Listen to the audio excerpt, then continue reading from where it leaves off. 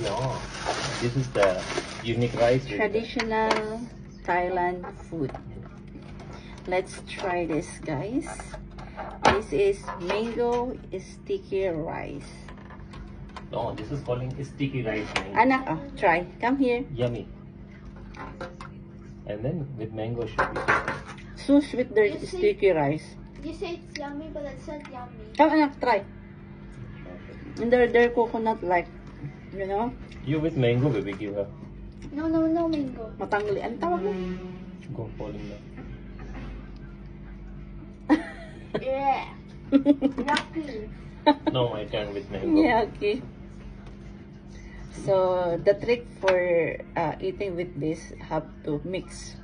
You have to eat with rice. With one full slice, okay, And also for me. sticky Yeah, rice. can one slice. What do you want? You mean like this food? Yeah, with rice first, then I will eat. Come here. Here, show here.